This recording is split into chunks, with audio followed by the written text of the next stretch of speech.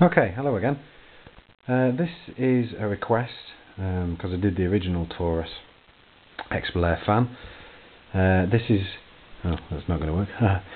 This is the other Xpelair Taurus fan I was talking about with the blue blaze that I have acquired. Now this fan's a bit of a mismatch. It's in a sorry state. Again, I bought this on eBay.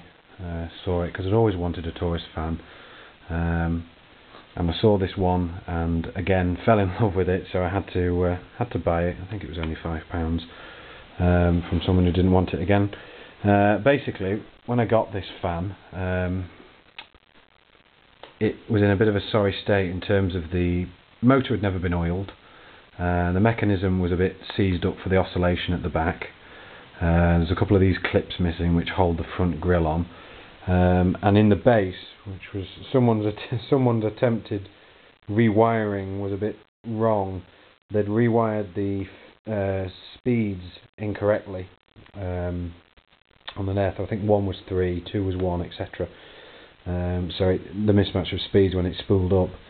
The problem being that, well, we had a look at it. Probably someone could solve this. The capacitor in the bottom, which runs the fan. We think it's old. We don't know where I don't know where I can get a replacement from. I took it apart at my work and had a look in it. The wiring seems to be okay, but the capacitor, well, it seems to run. But if I put it on to first speed, the blades try and spin and then eventually get going. I have to actually put this fan on speed 3 for it to actually get enough momentum to speed up. So whether that's the motor getting old or whether that's the capacitor that's on its way out, I'm not entirely sure, so I'm sure someone could throw some light onto it. But anyway, this fan has been rescued from the brink of destruction again. Taurus SA, we haven't got a date on this one. CSSD5, I don't know what that means. I would guess from around late 70s, early 80s, this fan. Probably more suited to the office environment. The Xpelair Taurus has got this very unique grille design, which you won't see on any other fan, apart from Italian Vortis fans, which look very similar. It's missing its little white cap in the middle of the blades, but the reason that someone asked about on the video was the fact that these blades are blue. Now, I've no idea whether this is an earlier or later model than the other one that I've got, which has got the brown blades, the see-through brown blades, which is the Xpelair Taurus hallmark. So whether these fans came in later or earlier as a Mark 1 or Mark 2 model, I'm not too sure. Anyway, I plugged it in. It does still work. I had to put a new plug on it because it had an old plug without the pin protection on, so I've just updated it slightly and rewired the bottom to become safe. So I'll show you the problem first. On number 1, this is what happens. You can hear the motor's just trying. If I turn it to number 2, it then almost springs into life.